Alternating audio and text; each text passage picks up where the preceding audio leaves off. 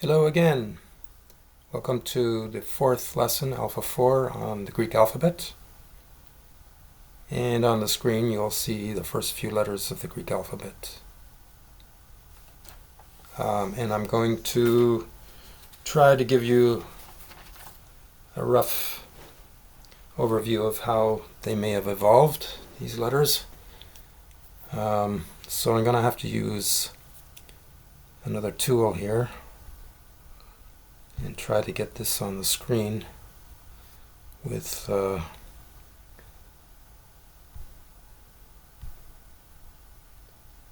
okay, so I'm going to try to make a drawing here. Bear with me, I'm not a good drawer. Something like, whoa, that didn't go well, did it? Alright, keep trying here. Alright, that's supposed to be the head of a bull. And it represents power, strength, authority. And it's associated with the ancient Canaanite god El, the creator god, which is appropriate. Obviously that's a bit hard to draw, so just simplified it, make it look like this. And then it got set up like that. And then it became, I don't know why it's doing that. Let's okay, then it became the regular alpha like that. And in Greek manuscripts, it's sort of, this version is more common. And then eventually the lowercase evolved. We won't be dealing with those. And that's what the lowercase looks like. Alright, that's alpha.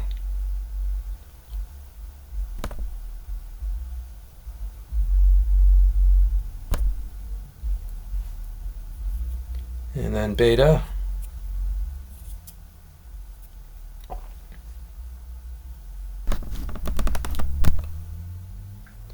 Okay, so originally beta started out as like a house.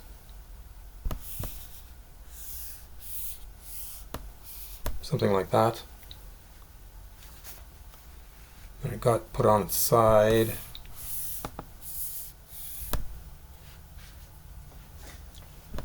And then got flipped over.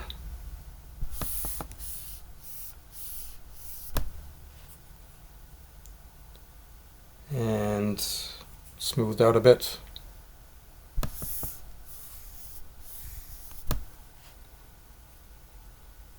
And that became beta.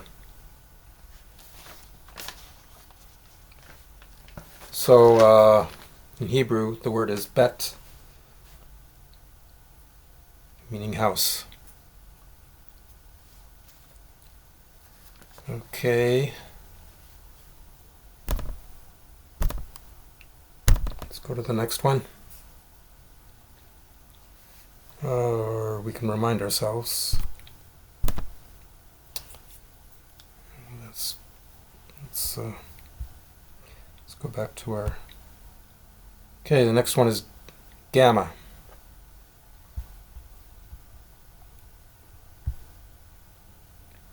And we're going to draw that.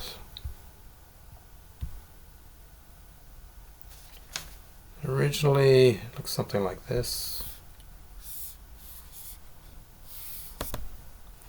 which may have been the foot of a camel. A Hebrew word gimel. Could also have meant boomerang. It's all speculative, so we don't know for sure. So that got simplified. Okay, put upside down like that. And then switched over and straightened out. So that's gamma.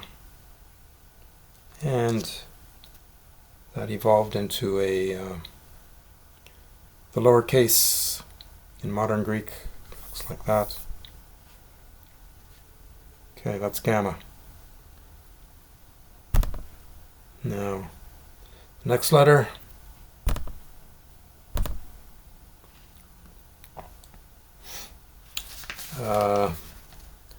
Dalet in Hebrew. Something like that. And simplified to look like that. And then straightened a bit. And that's delta. By the way, in the version that evolved into English, this, I guess, looked like that, and then like that, became a D. Anyway, that represents a tent flap or doorway, so and I should give you the lowercase. By the way, we're not going to use lowercase, but you may need to know what it is later on. Okay, that's that one. Switch over again. Okay, let's go back. This is hard to do with this.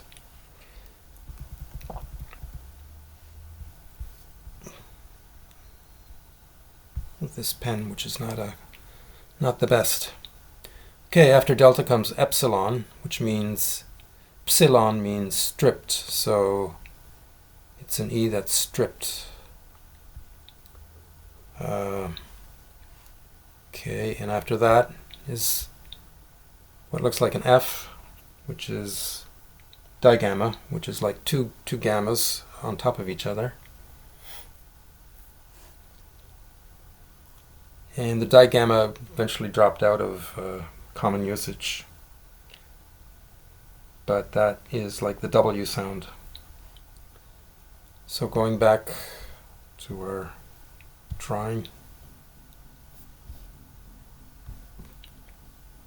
So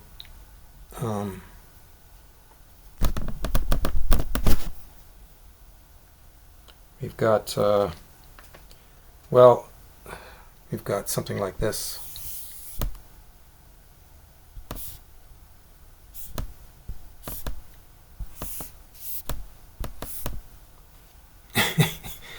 Which means it looks like a guy saying, hey, and that's what the letter is, hey. Hey, behold. And then it became this. And then it switched around as the writing went from one way to the other. And then into our common letter that looks like an E. And in the modern lowercase, looks like that.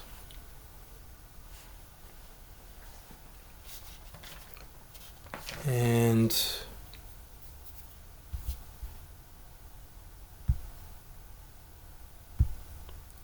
then the digamma came from something that looks like that, or like that, which may have been a hook or a tent peg, and represents connection,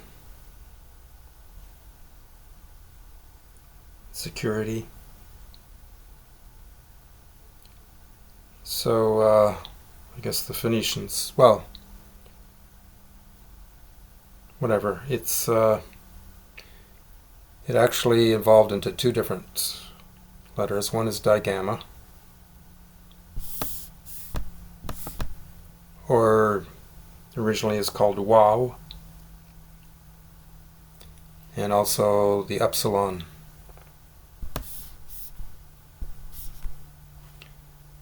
Which comes near the end of the alphabet. Okay, and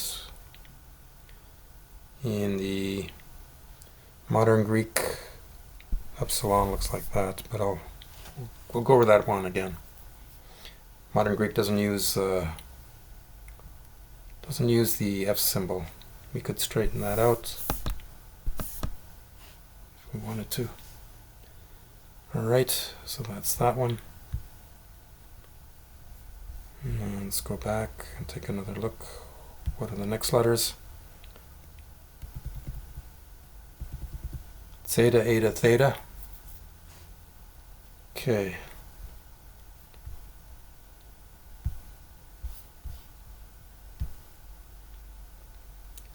So this was originally Zion. I'm using Hebrew words here, I think. Approximately. I don't really know Hebrew, so looks something like that, which may have been a plow, or it's all some sort of weapon or harvesting device.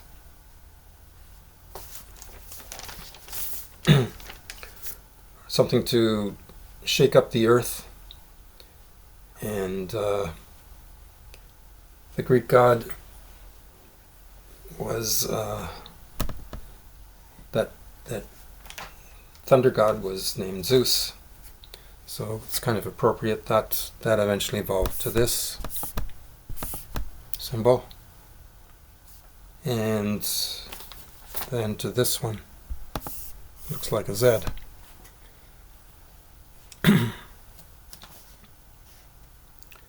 Alright, and the small version I've forgotten how that looks. I think it's something like that. Something, yeah, who knows, who cares? I don't care. Okay, let's go back. Oh, okay, next one. Oops. Come on. Alright, new drawing. Okay, we did Zeta, now Eta. Eta originally looked like something like this,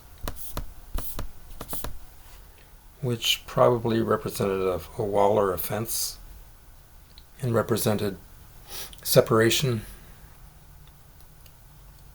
division. Anyways, that got stood up eventually like that.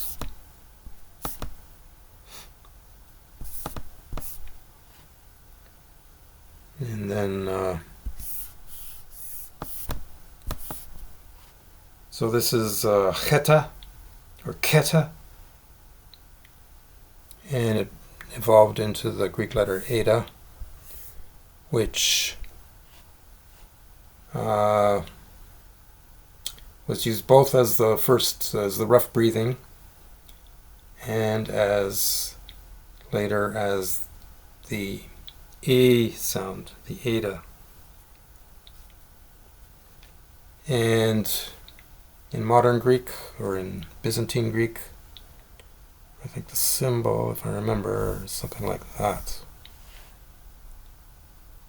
Is that Eta? If I have it written down somewhere, let's see. Yep, that's it. Which is kind of hard to associate. It looks more like an N. But, so that's why, one of the reasons I ignore the modern symbols. Okay, let's go to the next one. That was Eta. Now we're going to go to Theta, Theta. Let's see here. So it's either like this, or like this.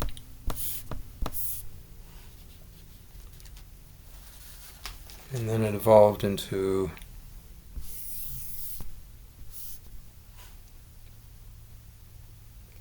that. Okay, the Hebrew is tet, which could be a basket or a wheel or a clay pot or the womb.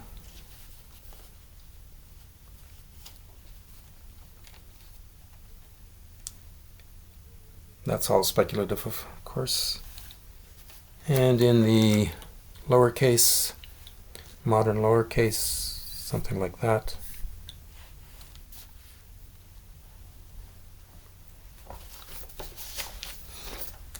Okay, so that takes care of that. Whoops. Let's hit that. Okay, we're getting there. Let's go back here. Then we got iota, kappa, and lambda.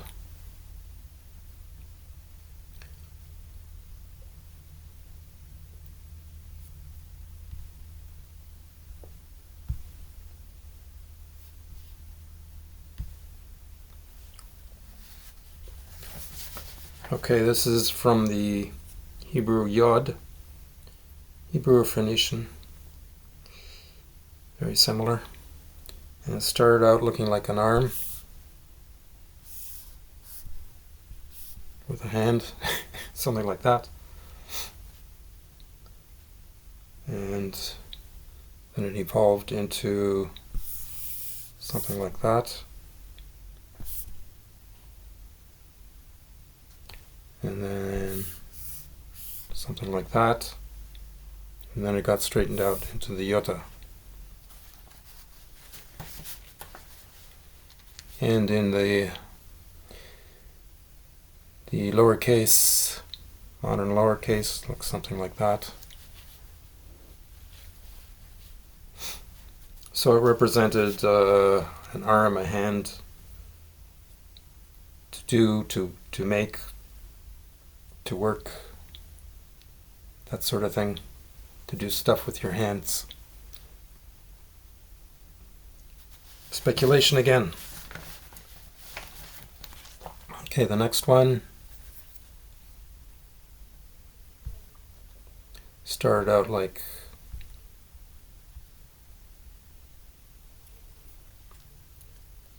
something like this, which may have represented the palm of a hand or the sole of a foot.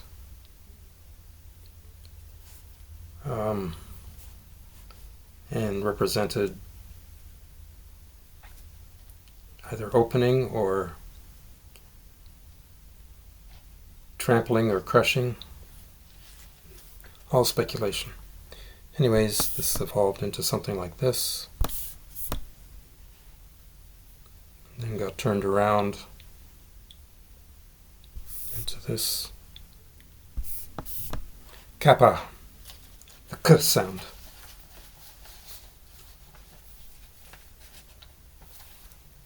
Okay, let's keep going.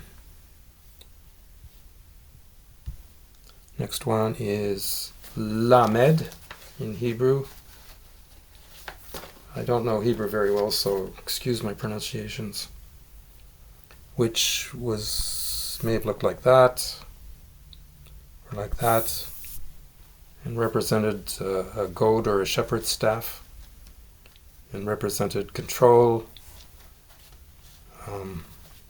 leading, directing, guiding, or teaching.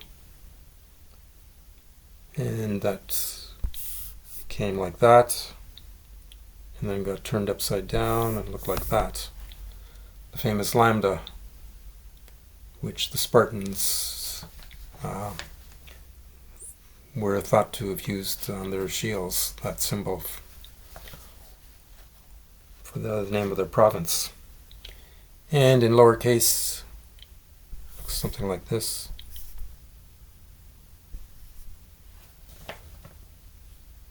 That became the lambda.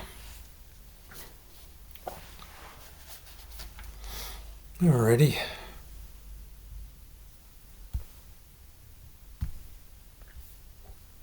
go back again. We're getting there. Then we got mu, nu, and xi. So let's do the mu. It started out as mim, and it's like a whole bunch of squigglies here.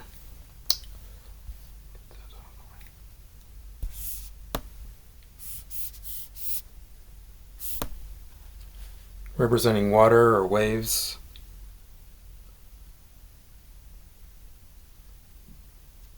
And that eventually came like that. And then mu came our M. Water, turbulence, chaos. And in the lowercase version, looks like that, I think. Let's see. Yeah. I don't know, something like that. Okay. Let's move on. Next one is nu, or in Hebrew nun. Something like that, which represents a snake. Nachash, snake or a serpent, or seed, life, generation.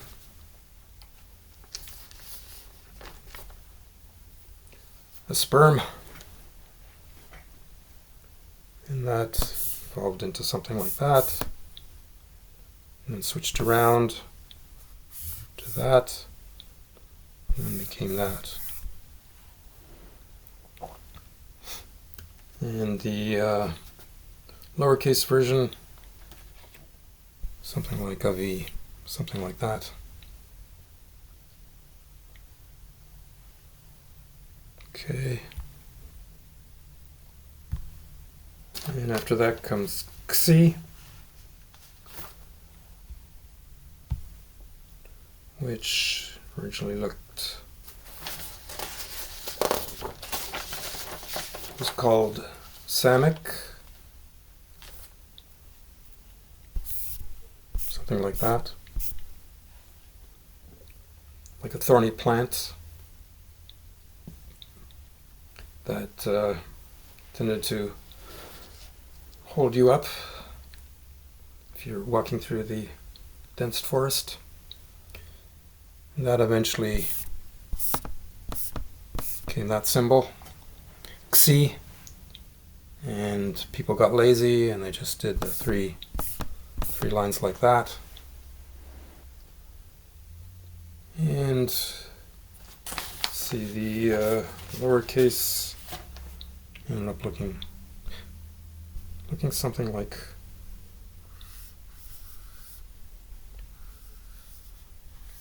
God knows.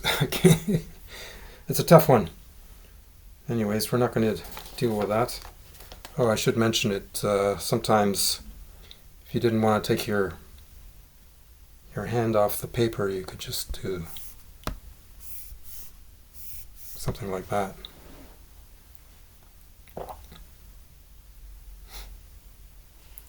All right. Let's go on to the next few letters.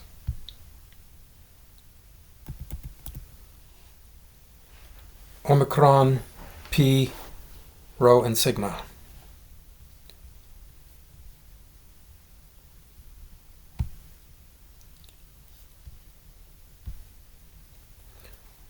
Okay, Omicron looks pretty straightforward. Oh, this is Ayin.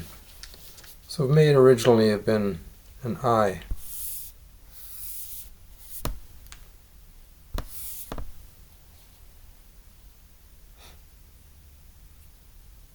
And represented seeing or perceiving. And it got simplified into that. Um, and the only difference, I guess, from lowercase is uppercase is a little bigger, lowercase is a little smaller. Okay, that's that.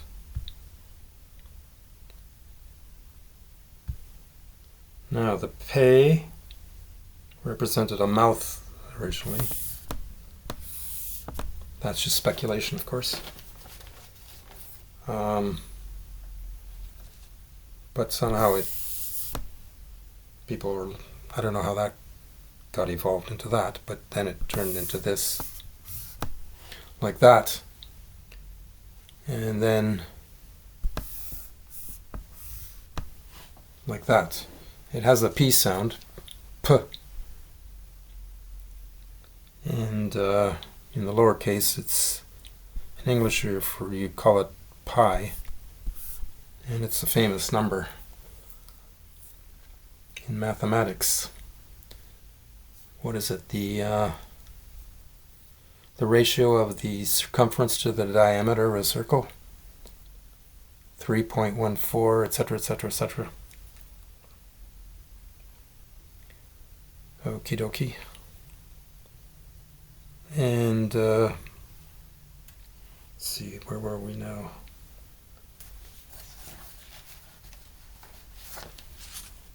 Okay, let's save that one. Next one is Tsade. And maybe something like this. Maybe a fishhook. Or another version is something like that. A man lying on his side, waiting to trap an animal, to hunt an animal. Anyways, that ended up like this.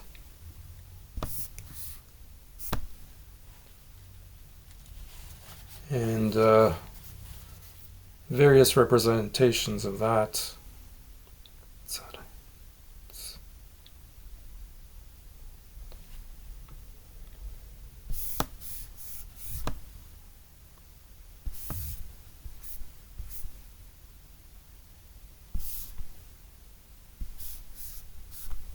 So that looks like a letter that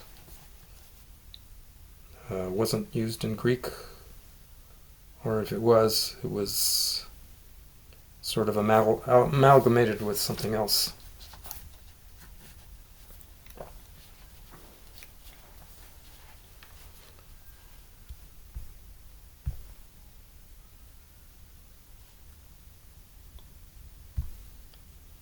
Okay, now we have Kop. Kop. So, just like that, representing the sun on the horizon.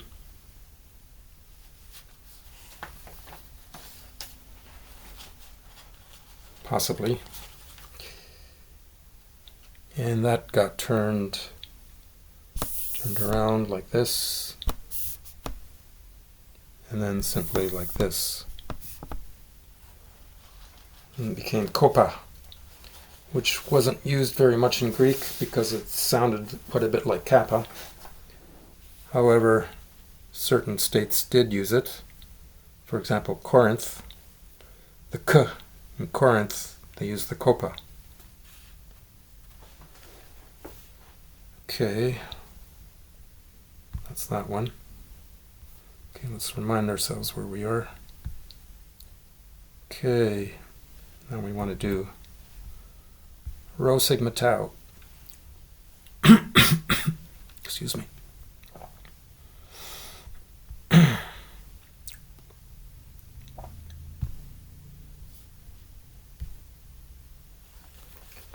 So, originally in Hebrew we had something like a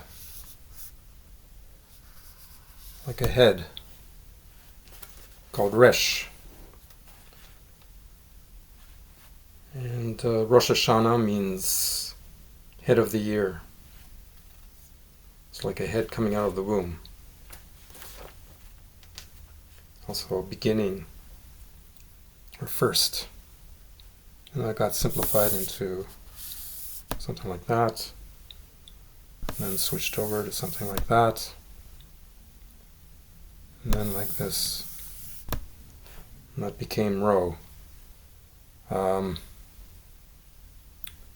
And in the Western version, became our letter R. And the lowercase looks like that. Okie dokie. Rho. And there's sigma. Sheen. Looks like teeth, representing eating or consuming, destroying. That got put on its side, and that became our sigma. Either a short version or a standardized version like that. And that evolved into our letter S. The lowercase looks something like that, and or the end of words is kind of like that.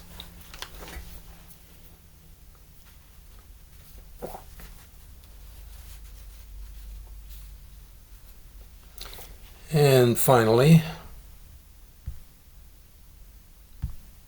we have the last letter in the Hebrew alphabet is tau,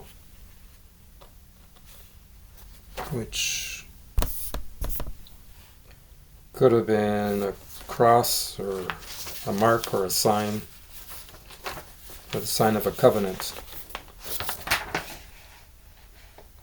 It's called tau.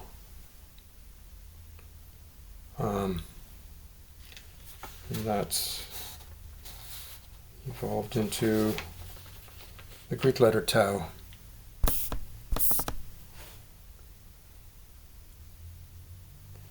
And there's not much evolution there. Small letters kind of wiggly, I don't know, like that.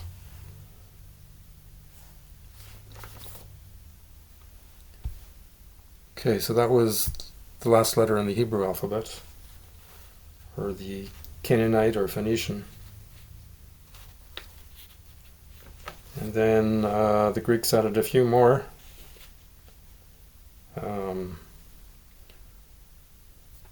As we'll see here. The upsilon, which I kind of touched on before, but we'll do it again here.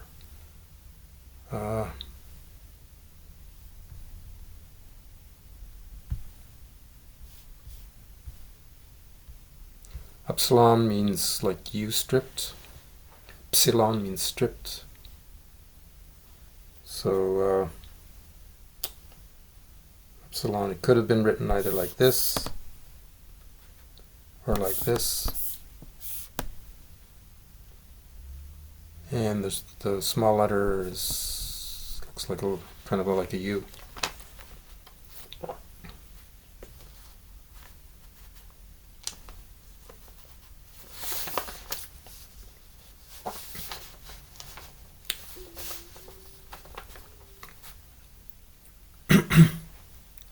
Okay, epsilon, oops.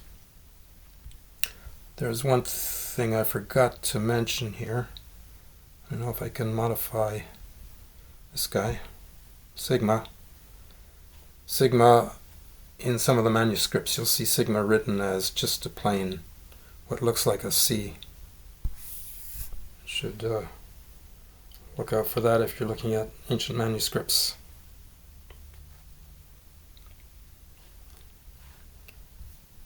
right. And we got, coming near the end here, we've got phi, which looks like this.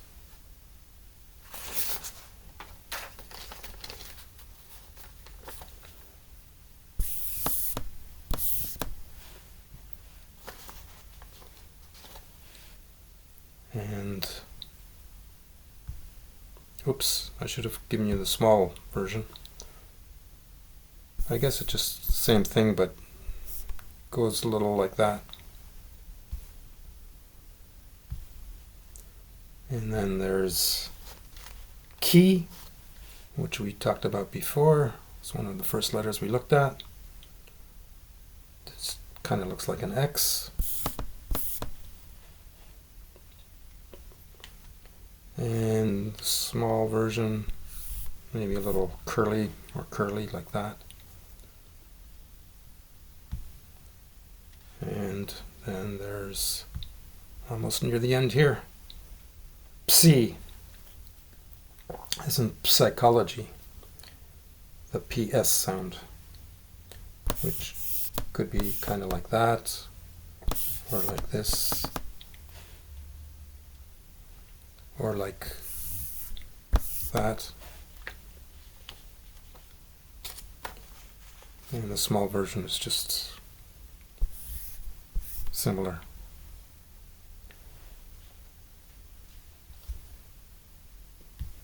And one last letter, that's our omega, which I guess started out as a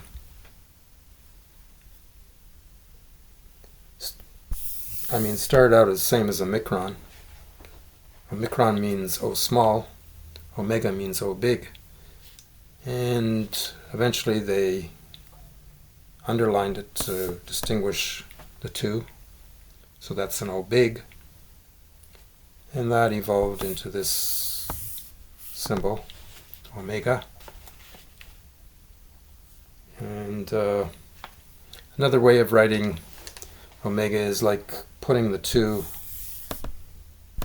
omicrons together like that, and then they got lazy and then just did like that. And that happens to be how the small letter is written, lowercase, in modern Greek, omega.